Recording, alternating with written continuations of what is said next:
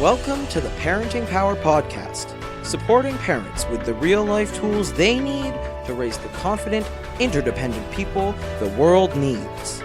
Gail Bell and Julie Friedman-Smith interview experts who share their knowledge to assist parents in creating a home environment where kids can thrive. Hi, everyone. Welcome to the Real Life Parenting Podcast. This is Julie Friedman-Smith. And I'm Gail Bell. And today's podcast is brought to you by Beaner's Fun Cuts for Kids. Parenting is hard. Haircuts shouldn't be. Visit beanersfuncuts.com for a location near you. We are speaking today with Laura Gassner Otting, the founder of Limitless Possibility. Laura collaborates with entrepreneurs and investors to push past the doubt and indecision that can sign great ideas to limbo. She is also the author of a new book entitled Limitless: How to Ignore Everybody, Carve Your Own Path, and Live Your Best Life. And we're so excited to speak with Laura today. Welcome, Laura. Hi, I'm so happy to be here with you guys. Laura, we know that you work with many people in the business world, but you also believe that many of those important skills used to make businesses succeed are also useful in families, such as regular family meetings. Can you share some of your thoughts around that with our listeners? Yes, the family meeting is a pillar of our household, actually. I have an exceptionally busy career. I travel about 150,000 miles a year. My husband has a busy career but doesn't travel at all, but he's out of the house from 7 to 7 in an exceptionally inflexible job Monday through Friday. We have a 15-year-old and a 17-year-old, both boys and both involved in lots of different and different from each other activities. So, as you might imagine, there's a lot of coming and going and not certainty about who's where at any given time. And it occurred to me one day that I would never run a department at work not knowing who's where and who's able to do what job and who is how far along in the progress they're making towards a goal. And I wondered why I was doing it with my family. And at the same time, I went to a parenting seminar given by the wonderful director of my kids' summer camp, where he talked about how they start off every summer talking about who they want to be as a community at camp and what they want their personality as a tent to be and what are the values that they care about. And I thought, we could combine the two and we could have a family meeting. And so every Saturday, usually sometime in the morning, we'll have a family meeting, and it starts off with a discussion of family values. We pick some value that we care about as a family, and we just talk about maybe how we embraced it that week. Then we move on to the gratitudes, the airing of gratitudes, we call them, and we go around and everyone just kind of gives shout-outs to other people like, hey, Mom, thanks for picking me up when I knew you had a busy day, or hey, kid, thanks for taking out the garbage, or really good job trying something new. We shout out each other for ways that we've uplifted and upheld each other. Then we go into the scheduling, who's where on what day, who's picking up who, and what's going to be for dinner. And because my kids are 15 and 17, they're old enough now where they can take ownership over dinner some nights of the week. And so it's kind of the way that we figure out who's going to be where and who's doing the part to uphold the family.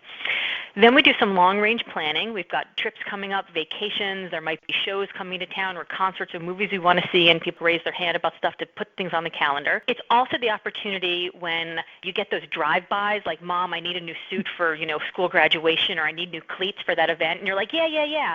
And you're in the car, and by the time you get home, you've forgotten all about it. And then the graduation comes around or the game comes around. They're like, where's my suit? Where are my cleats? And you're like, I'm the worst mother ever. This is their opportunity then to say, these are the things that I need. So it becomes their responsibility. Then the meeting gets real. Then we have the airing of grievances. And that's the moment where everyone's allowed to bring something up if they have it. And it's usually something like, I didn't like how you talked to me when we were discussing this thing you were upset about. Or that day when you were frustrated, you seemed to take it out on me in this way. Or I really hate having to nag you all the time to take out the garbage. What's a better way for you to remember that? And it's a great opportunity to strike while the iron's cold and to talk about how we can do better, how we can uphold those values that we just talked about in a place that we're really receptive and open to being able to move forward and we're not emotional. And then at the very end, we just schedule the next meeting. And the whole meeting is usually run by the kids. It's 45 minutes. We're in, we're out, we're done. And that's it. And it, I will tell you, has changed the tenor of our family dynamic because we no longer have the drive-bys. We no longer have the sniping. I'm able to say something like, we talked about this in family meeting, and I thought we were going to try to do things more like X. And people are like, oh, yeah, you're right. Or something will happen, and my kids will look at me, and I'm like, you're going to bring that up in family meeting, aren't you? And they're like, yep. And it just takes it out of the emotional moment, and it allows us to come back to it when we're all in a much more productive and progress-forward space. That makes so much sense because, as you mentioned, and Gail and I say this a lot, strike while the iron is cold. When you are in just that better headspace to be able to have a conversation instead of furious about something that's happening. Absolutely. And, some of our family values are things like assume the best in each other. Right? Or listen more than you talk, or have empathy. Everyone's going through a battle you know nothing about, and, empathy first. So it's a great opportunity during the airing of grievances to say, like, if my kids are upset about one did something to the other one and they just can't seem to find a way to work it out, or my husband will say, well, our family values are that we want to assume the best in each other. So, my older son will say to my younger son, I feel like you were just doing this to be mean to me. And that's the moment to say, well, if we were assuming the best in each other, what would you say instead? Right? And it just gives us that opportunity to just take a step back and be less emotional and remind each of us that when we are at our best, we love each other and we care about each other and we want to assume the best of each other, and we know that we all have each other's best interests at heart. It's just sometimes puberty's hard. Sometimes stress is hard. Sometimes menopause is hard, right? We all bring all these things to the table, and we're all going through these moments at the same time. We're just not going through them together, even though we're living under the same roof. That's so true. Well, Julie and I, we're big fans of the family meeting, and we often talk about the consistency of them. So when you say every Saturday morning, just like in a business, if you do things consistently, they tend to work. We also are hearing from a lot of parents that, I don't want to plan one more thing. Our lives are so planned. But Julie and I like to remind ourselves, like you said, it's more about connecting as a family as well, right? And it's not the need to plan one more thing. It's actually to realize that you're coming together as a family, you're organizing as a family, and you're allowing yourself, probably in the long run, more time. I think that's absolutely true. So, for example, my older son is at camp for 8 weeks this summer. He's a camp counselor. And my younger son is home. And we had our last family meeting before my older son went to camp, and we were going to schedule the next one. And my older son was just like, what do you mean you're having family meeting without me? And it's like, well, there's still 3 of us that are here. We still want to do it. And we had this really funny conversation where we talked about whether or not we want to keep having family meeting. And the kids want to have it because it's their opportunity to advocate for themselves. As adults, we don't want to plan one more thing, but our kids are living in a benevolent dictatorship at best, right? Living under our roofs where they don't really get a lot of opportunity to advocate for themselves. They don't have a lot of agency to get what they want. They feel a lot of times like they're sort of riding along as passengers, and it's kind of nice if we want to raise independent people to allow them to have opportunities to push forward their agenda and advocate for themselves. So when we say things like, gee, it looks like next weekend's pretty free, it's an opportunity for my younger son to say, well, I really want to see this new movie. Let's find a time on the calendar to do it, because it allows him to get to see the movie he wants to see, and it allows us to spend some time with him, right, to hear about the things he wants to do. And it really does give us actually more time together.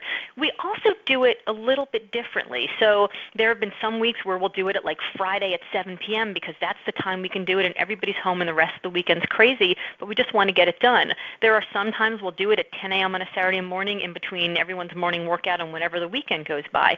There are times we'll do it at noon on a Saturday or a Sunday, and I'll make a big lunch and we'll sit down and it'll just be during lunch that we have it.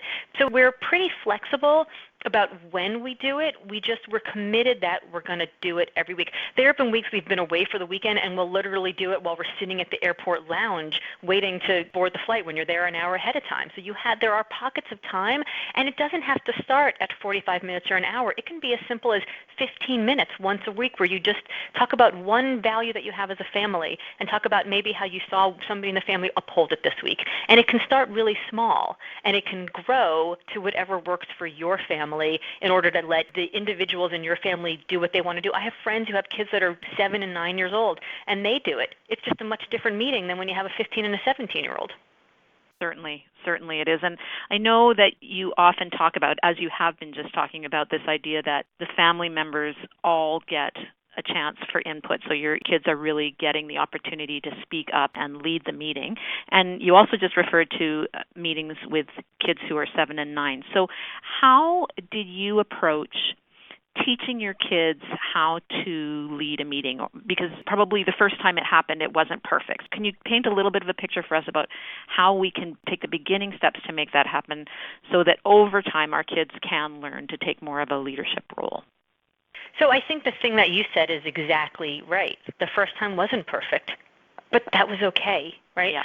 So imagine your kids doing the dishes. You can stand over them and yell at them every time they miss a little spot, or you can let them do the dishes and feel like they did a really good job and are proud of that. And then after they go to bed, you can do the dishes again. If you've got a 7-year-old who can't do perfect dishes, if you yell at them about doing the dishes wrong, they're not going to want to do it again. If you tell them they did a great job, they're going to have pride. And as they get older and as they start noticing things and as they have more elbow grease to apply, they'll get better, right?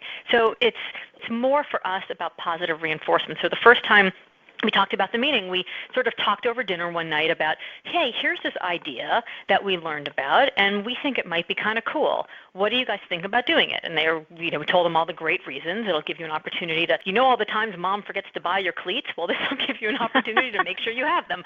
And so when we put it in terms of not mom and dad need to get together and figure out what's happening in our house, but if you and your partner put it in terms of here are some ways that you could get your needs met better, they're going to be all over it. And so the first conversation we had, at dinner, we talked about, well, what are some values that we have? And that really started the conversation around values. So I said, well, I think it'd be pretty great if you guys led the meeting. So because they're 15 and 17, we have a Google Doc. We all come to the meeting and we open up our laptops. And during the values and the gratitudes and the grievances, we close the laptops. We open it up, during the logistics and scheduling part. But if you have younger kids, you can have a piece of paper in front of you. You can say the meeting's going to have 3 parts. The first one is where we talk about who we are as a family. Would you like to talk a little bit about what makes you happy to be in this family? And the kids talk about it. And when they're done, you can say, okay, now we've done that. There's the next part of the meeting. And it looks like on the paper, what are the things that we're going to talk about next? And the kid reads off, now we're going to talk about what we're going to have for dinner this week, or whatever the things are. And you can let them, even though you're the one saying, that part's over, now we move to the next part, you can let them be the one who decides it's done. And we also had a conversation before we started just about here's how meetings work. There is a set time. If the meeting starts at 10, that doesn't mean come downstairs at 10. That means at 10 o'clock, you should be sitting here with your laptop open, ready to have a meeting, because one of our family values is respect for each other. And respect for each other is shown by being on time. So there's lots of ways that you can have the meeting work if you just sort of set the boundaries and explain expectations in the beginning. The younger your kids are, the fewer expectations you have. The older they are, the more complex they can get. Exactly. And it truly is setting our kids up for success for the next week. It's also getting what we often call the little itches away from the parents, those little things that may bother you. You can talk about them once, make family decisions on how those are going to work through, and allow your kids to know that they're capable. It is a gift, I think, that we give our kids by giving them the opportunity to advocate for themselves, by giving them agency, by giving them a forum in which they can have conversations and learn about conflict resolution. The one thing I forgot to mention that we do in the beginning of the meeting is we say, okay, call for new business. Does anybody have new business?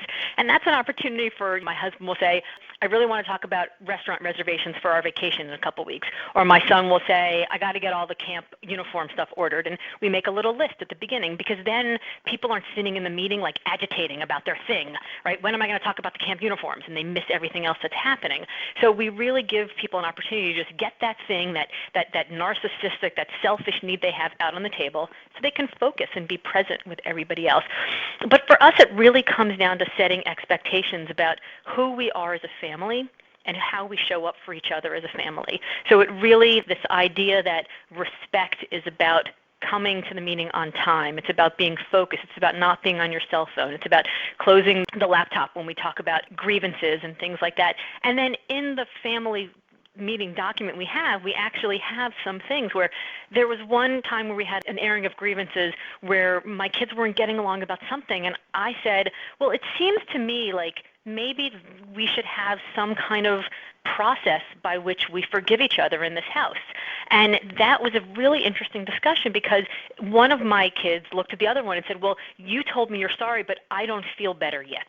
I don't forgive you yet. And we had a whole conversation about if somebody says they're sorry, are you forced to forgive them, or what's your responsibility? What's your behavior in that moment? And we worked it out how it works out for our family, which is the offender has to talk to the offended in a certain way, and the offended has an opportunity to come back when they're ready to accept and forgive, but that doesn't mean they could be cruel in the meantime, right? And so we have, your mileage may vary, but in our family, we have a whole process that seemed to work, and we codified it and wrote it down, and in future family meetings when they've had issues, we've gone back to that and said, okay, well, as we said, he doesn't have to forgive you yet, but just because you don't forgive him yet doesn't mean you can say those mean things, right? So it's now on you. It's your responsibility to figure out what it's going to take for you to forgive him and then be the owner of that process.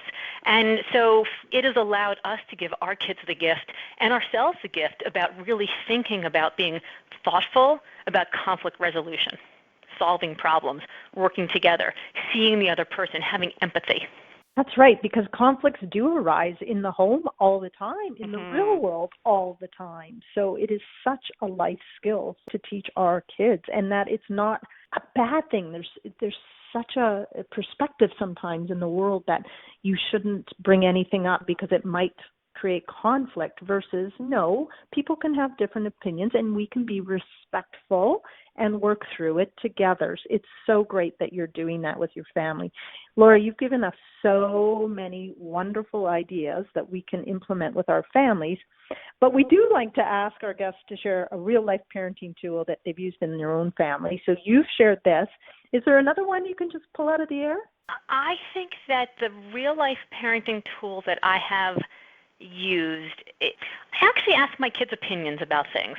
I treat them as if they are living in the world and they have opinions and they have agency, and I listen to what they tell me. And it's not always because I think they're going to give me the best advice, but I think that allowing them to feel like they have knowledge, expertise, wisdom about things really gets them to pay more attention to what's happening around them. At least I found that. And I find that I'm not always so good at listening to all the little stuff because it's little stuff, right? But what I've learned is that if you stop listening to the little stuff, they don't tell you about the big stuff. And P.S., it's all big stuff to them. So I find that if I can ask them questions about, I'll run a speech by them, or I'll show them some of my marketing materials, or I'll ask them their opinion about what's happening on RuPaul's Drag Race or with Taylor Swift's new show or, music or whatever. And I ask them questions about stuff they care about, and I try to give them catalyzing questions around so we can have real conversation, and then I listen deeply and intently so that at least I'm trying to listen as much as I possibly can, even though sometimes I miss some listening to the little stuff because I want them to know that they can talk to me about the big stuff. Wow, that is really poignant, and it goes along with all of the other tools that you've shared with us, which is really, it comes down to connection. It comes down to looking eye to eye or shoulder to shoulder, being with your kids and really hearing what they have to say so that they know that they can trust you and that there is an interest in what's going on in their lives.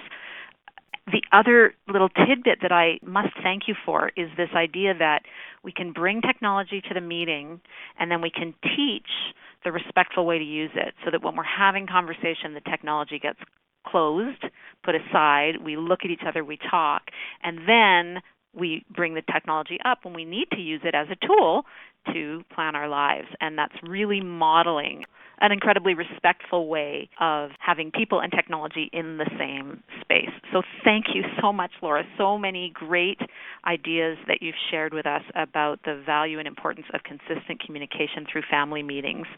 If listeners want to find out more information from you, where is the best place for them to follow you? All my good friends call me LGO, so on all the socials I am at Hey LGO, and they can find me at heylgo.com as well. And the book Limitless is on Amazon, Barnes & Noble, anywhere fine books are sold. Laura, thanks for taking the time to talk to us today. Thank you so much, and I look forward to hearing from people who have implemented the family meeting, if they've read the blog post about it, which I'm sure you'll share in the show notes, and if they've got questions about it. I am more than happy because I am a convert to the church of the family meeting. Well, you're preaching to the choir. We're right there with you. Thank you so much. Thank you. We hope that you've enjoyed this episode of the Real Life Parenting Podcast. If you're looking for more real life parenting tools, then please sign up for our weekly Thoughtful Thursday email newsletter. It's free and it's really good. Just visit our website, parentingpower.ca, to subscribe. While you're there, check out our book, A Year of Intentional Parenting. Like this podcast, the book was created to help you feel confident, capable, and calm. Thanks so much for listening, and we look forward to connecting with you again right here every Monday.